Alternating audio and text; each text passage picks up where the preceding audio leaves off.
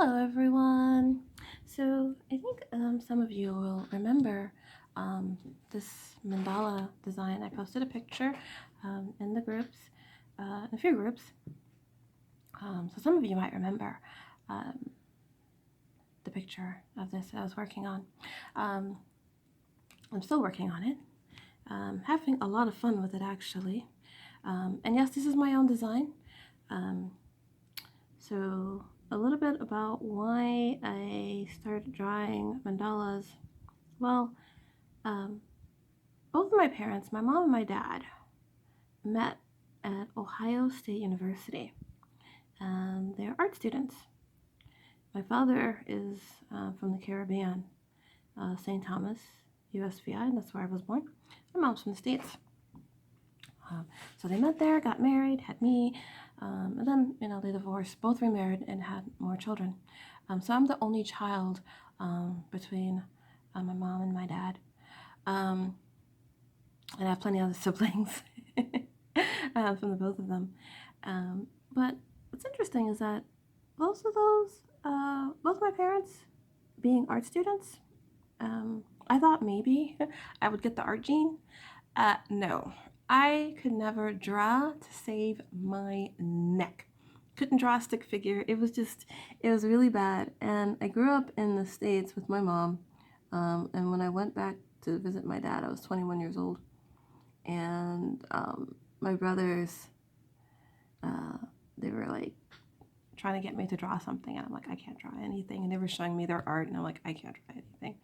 And my dad looked at me so disappointed, like, I mean, not like in a really bad way, but it's kind of like an amused, puzzled kind of way, like, both of your parents are artists and you can't draw it. I'm like, I know, don't rub it in. Don't make me feel bad. So it always bothered me. So here I am, in my 30s. I just turned 37 in April. And I was like, you know what? A few years ago, like, you know what? I'm going to sit down and I'm going to train myself, teach myself how to draw. And there is a really good reason why that became very important. So, um, as a, like, I guess you could say it's a career. It is a career. I sustain myself from it. It's my job. I design jewelry. I design beadwork. So I make necklaces and bracelets and earrings. This is a necklace here. Um, this is the toggle clasp. That's how it goes. This is all beadwork. This is all beads. And this are my design. This is my design completely. And so when I have an idea, I want to be able to preserve it so I can work on it later, because usually I'm working on like 5 different projects at once. My bead desk would be just covered with different half-baked projects, half-stitched projects. So I want to be able to save my ideas. And I remember drawing the sketch for this one when it came to me. I was really excited about it. So I literally had to like force myself to draw and to sketch. Usually they hit me at night as I'm trying to go to sleep. So this is a necklace here. This is a bracelet. And this is all beadwork, just needle and thread. And this is a pendant. This is my latest design. And I'll show you my materials. Just little tiny seed beads and little tiny bicones, crystal bicones. These are the smallest I work with are 3 millimeters. The little seed beads here are 2 millimeters. I mean, they're tiny, okay? So it's just needle and thread, just taking basic stitches and making really cool designs with it. So in order for me to preserve my ideas, I have to be able to sketch them. And so my drawing skills have improved. And I find that working on something like a floral design or a mandala design, when I'm not beading, when I'm not trying to do something for production, just as a practice, has really, really helped. So, and I like to share my mandala designs too. So when I shared this mandala in the group, I got a lot of good feedback, a lot of good comments. It was all really, positive and encouraging, and I really thank you all for that. I'm really grateful for that. And I did point out, and this is primarily why I wanted to do this video, I did point out that I have some imperfections in this mandala, and everyone is like saying, where are your imperfections? And I know as an artist, only you see your imperfections. The audience rarely sees them. I worked in a bead store for 5.5 years, and I told every single beader, like, look, only you see your perfections. No one else will see them until you point them out. But I'm going to point out my imperfections to show you where they are. It's these little, I don't know what, right here. And I don't know, they're just, they really bother me, because if you look really good, you can see that each one of them are like different heights, different widths. There's not even an attempt in uniformity with these guys at all, and they drive me absolutely insane. Now the rest of the mandala, like the circles in here, these little guys like right in here, and how it creates a real nice negative space design. I love that. Looks like a sun bursting, basically. I love that, and I'm really happy with that. I'm happy with these petals on the outside, these arches around here. I'm happy with that. It's these little guys right here. They're just, ugh. Now, so there were a few of the comments in it. It was kind of like this spontaneous discussion that happened about imperfection, and that, well, imperfection is not really attainable by any human being. You shouldn't reach for it. You just don't try to, drive yourself crazy. Just leave it alone. Only God is perfect. And while that works for a lot of people, it doesn't work for me. Ever since growing up when I was a child, I don't know, I just always wanted to seek perfection. And I know that sounds like, you're driving yourself crazy. What's the point of this video? So I will tell you a piece of advice that a friend of mine gave me that really fully summed up and really articulated what I was truly looking for. This was during a time a few years ago when I was a website designer, website developer. And we were just, I forgot exactly how this conversation had started, but I know we were talking about, websites. And my friend, he said, look, I get it. I'm a perfectionist too. And he says, you can take anything and you can edit it and you can continue editing. There's no stopping to taking anything and just editing and adding and adding and changing and changing. He says, you can do that with anything and you'll never get done. He says, what you need to do is make sure you come to a place where you're fully satisfied. And that's what I was always looking for in my life. When I was, drawing or any project I set out to do, I was looking for that satisfaction, that personal self-realization where I'm like, I did my best and I'm fully happy with it. So I think, unfortunately, human beings, we kind of have a very, we definitely do have a very unhealthy relationship with perfectionism. Either we don't want to try it at all, we don't want to go anywhere near it, it's too much effort, it's too much work, avoid it at all costs, or you have those that are seeking perfection and they're driving themselves absolutely nuts and they're trying to attain something that is just not attainable at all. You're never going to get there because, like I just said, you can keep editing until the cows come home and you still would never be done. What you need to look for is a happy medium. And for me, perfectionism is satisfaction. It's self-realization. It's fulfillment. So in most of the mandala, I actually do feel that when I look at the arches and the petals, and there's a lot of different elements, design elements in this piece where I'm like, yes. It's that feeling that cannot fully be explained, but when you get there, you just know it. I don't feel that when I look at these little blobs in the center of these petals. I just don't. I'm not going to lie to myself. They drive me absolutely nuts. Why? Because deep down inside, if I had made the effort, I know I could have made them a little bit more neater. So what's bothering me is a realization knowing that I just really didn't try. As a matter of fact, I don't even know what I was trying. I really don't even know. I was just filling in the space and I was just not even paying attention, and it shows. So that's perfection for me. And that's where I can say, yeah, there are imperfections. And I think as long as that goal of perfection is within reach, it is attainable without you driving yourself absolutely insane or, losing your mind, going crazy.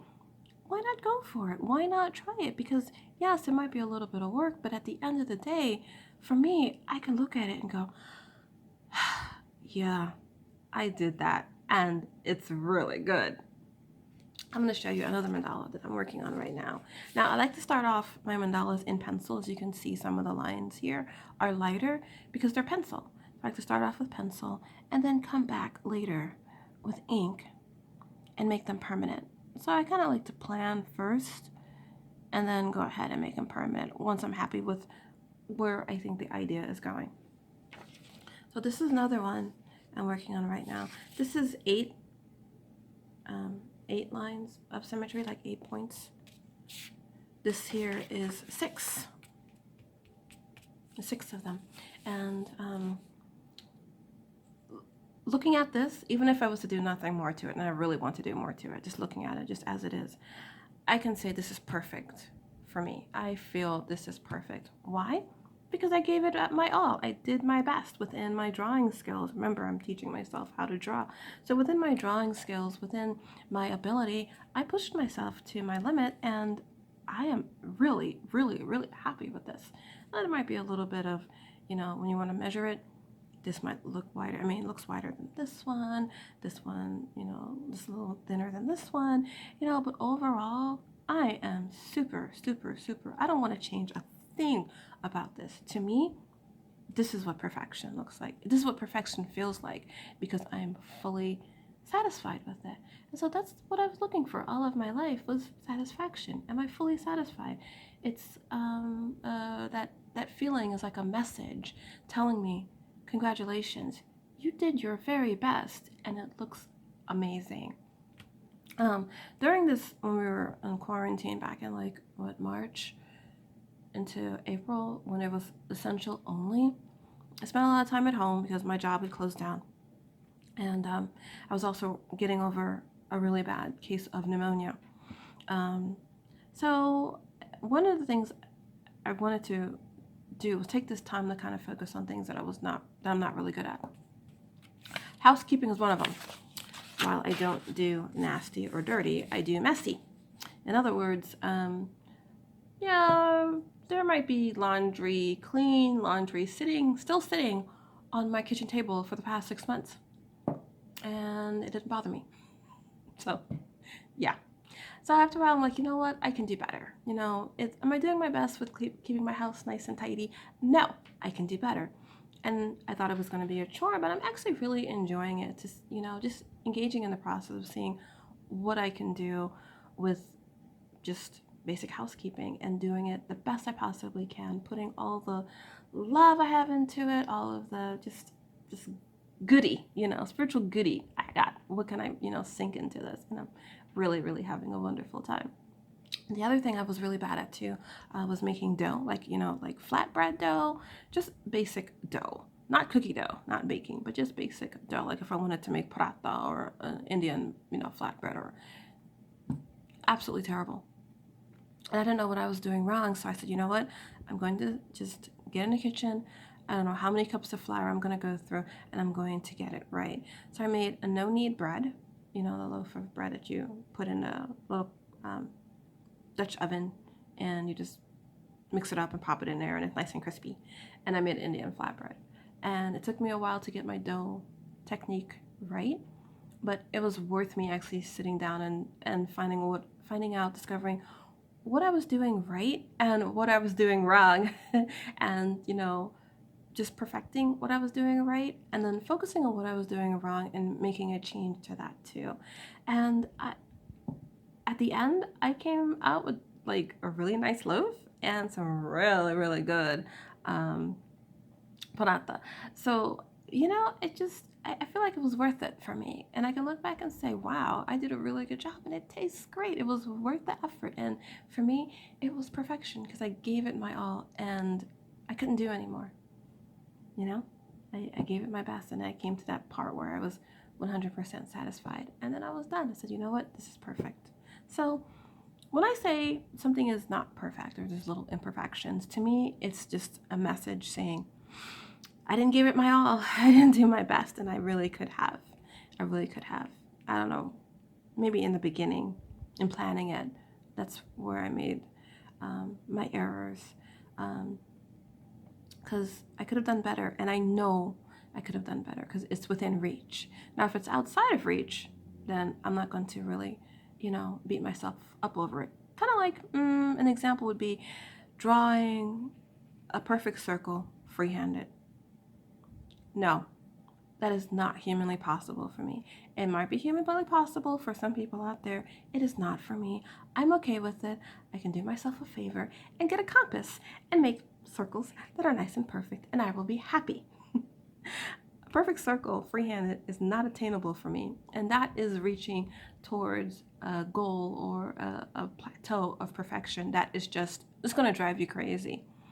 But at the same time, there are things here I can do on my own that are attainable. And if I don't try and just kind of say, well, I'm never going to get there because nothing is perfect, I don't know. I feel like I'm cheating myself out of a really good feeling, self-satisfaction, self-realization. So that's just my blurb on mandalas and drawing and perfection. I don't know. I just felt after I saw the comments, I kind of wanted to just give my little personal take. It's a little different. So I don't know. Maybe some of you listening to this are perfectionists and it might be driving you crazy, or you might want to establish a healthier relationship with perfection where it's balanced, it's right in the middle. You're not overdoing everything, driving yourself mad, and you're not giving up because nothing is perfect. Nothing is, nothing lasts forever. So don't even try. You want a nice, healthy medium that for the little time that it lasts, be it a second, 5 hours, 50 years, a millennia, for as long as it lasts, you put your best into it and you've made it, amazing because you reached a perfection, a level that was attainable for you. And it shows because you can look at it and say, yeah, I did that. And it was really good. So I hope that helps. And I hope you all are staying safe, staying healthy, and doing best you can to enjoy our time dealing with coronavirus. I wish you all peace and wellness. Take care. Bye-bye.